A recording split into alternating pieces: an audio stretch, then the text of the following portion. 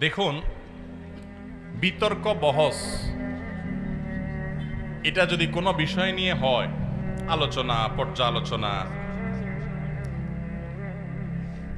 তাহলে সেটা যদি শরিয়ার নীতিমালা মেনে হয় সেটা জায়েজ আছে।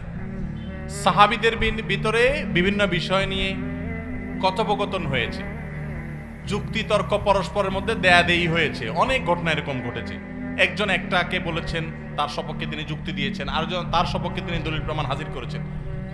এটাকে আপনি বিতর্ক বলেন আর বাহাস বলেন, যে নামই বলেন, এগুলো সাহাবীদের মধ্যে ছিল। কিন্তু আজকাল বিতর্ক বাহাসের নামে যেগুলো হয়, এইরকম ফরম্যাট সাহাবীদের মধ্যে ছিল বলে আমার জানা নেই। এখন তো বিতর্ক বাহাস মানে হলো মার মার কাট কাট।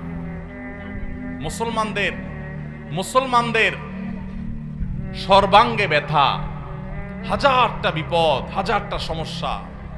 এর মধ্যে আমরা দেখা যায় ছোটখাটো বিষয় নিয়ে এমন ভাবে বিতর্ক বর্ষায় লেগে যায়, এমন ভাবে গ্রুপিং করতে লেগে যায় যে মনে হয় ইসলামের সবচেয়ে বড় সমস্যাই হলো এগুলো আমাদের অনেকটা জেদ খেদের বিষয় হয়ে গেছে।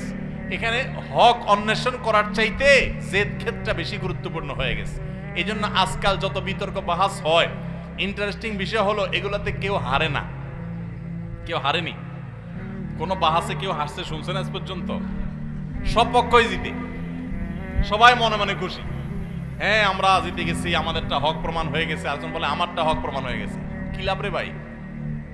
বহস শব্দের অর্থ হলো অনুসন্ধান করা। সত্য অনুসন্ধান করার চেষ্টা যদি থাকে, তো এই গতানুগতিক এখনকার যে আজকাল মার মার কাট কাট টাইপের বাহাস, বিশেষ করে বাহাসে লাঠিসোঁটা নিয়ে যায় অনেকে, আছে না নেই? আহারে মুসলমান, এই টাইপের বাহাস সাহাবীরা তো পরের কথা, ইসলামের সোনালী যুগের কখনো কোনো কালে কেউ ছিল বলে বলতে পারবে না। বিশেষ করে সোশ্যাল মিডিয়ার উন্মুক্ত প্ল্যাটফর্মে যেখানে ইসলামের শত্রুরাও আছে, সেখানে তাদের কাছে হাসির পাত্র হওয়ার মতো অনেক কাজ আমরা করছি। এই হুজুরদের বাহাস বিতর্ক নিয়ে প্রশ্ন করছেন, সেটা তো অনেক পরের ব্যাপার। আপনারা অনেকে, অর্থাৎ অনেক সাধারণ ভাই বোন যারা আছেন, গতানুগতিক আলেম না, মাদ্রাসা পড়েন নাই, আপনারা অনেকে দেখা যায় মাশাআল্লাহ সকাল বিকাল ফেসবুকে আপনারা জিহাদ করেন। কেন আপনি কোন হুজুরের পক্ষ নিয়ে এসে আরেক হুজুরের গালি দিয়ে নিজের ঈমান আমল নষ্ট করতে আসেন? কে শিখেছে আপনাকে ইসলাম? যেই হুজুরের ভক্তি আপনাকে আরেক হুজুরকে গালি দিতে শিখিয়েছে ফেসবুকে, সেই হুজুর আপনার প্রকৃত ইসলামের শিক্ষক হতে পারে না। যদি আপনি কারোর অনুসারী হওয়ার পর অন্যদের ব্যাপারে আপনার ভিতরে হিংসাত্মক মনোভাব আসে, শত্রুতাপূর্ণ মনোভাব আসে, বা তাদের গোষ্ঠী উদ্ধার করাটাকেই একমাত্র ইসলামের কাজ মনে করেন, সারাদিন রাতে এগুলোই শুধু করতে থাকেন, তাহলে বুঝতে হবে আপনার ইসলামের শিক্ষক পরিবর্তন করতে হবে। ভাইরা আমার, শত শত আগুন ইসলামের উপরে লেগে গেছে আজ, আর আমরা ব্যক্তিগত বিষয়গুলো নিয়ে আমরা একের বিরুদ্ধে অন্য কাদা ছোড়াছড়ি করছি। লজ্জা হয়। মাহফিলের মঞ্চকে আমরা পরস্পর বিশুদ্ধারের জায়গা হিসেবে বানিয়ে নিয়েছি। আল্লাহ তাআলা আমাদেরকে হেদায়েত দান করুন। আপনারা সাধারণ মানুষ অন্তত আল্লাহর হস্তে এই সমস্ত কাদা ছোড়াছুড়ি, পাল্টা পাল্টি কাজকর্মে নিজেদেরকে নিয়োজিত করবেন না। আপনার কাছে যেটা সঠিক মনে হয় আপনি সেটা আমল করেন, আল্লাহর কাছে দোয়া করেন, আল্লাহুম্মা আরিনাল হাক্কা হাক্কাও ওয়ারযুকনা ইত্তিবাআহ ওয়া আরিনাল বাতিলা বাতিলাও ওয়ারযুকনা ইজতিনাবাহ।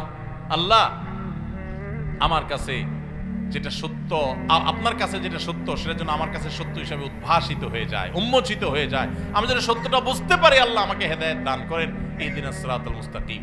আল্লাহর কাছে বেশি দোয়া করেন, চোখের পানি ফেলেন। আজকাল দেখা যায় বেশিরভাগ বাহাস বিতর্ক আমাদেরকে অহংকারী করে দেয়, আমাদেরকে বিনয়ী করে না।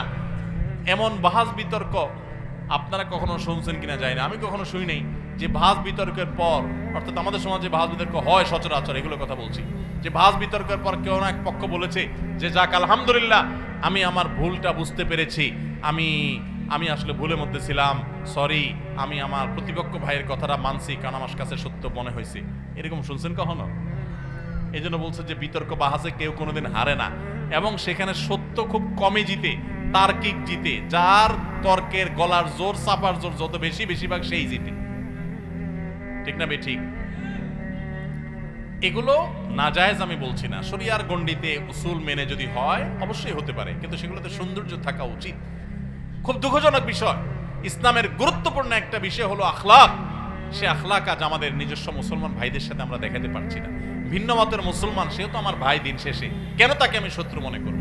আল্লাহ আমাদের সবাইকে উদারপন্থী মুসলমান হওয়ার তৌফিক দান করুন, ধৈর্যশীল সহনশীল মুসলমান হওয়ার তৌফিক দান করুন, আখলাকওয়ালা মুসলমান হওয়ার তৌফিক দান করুন।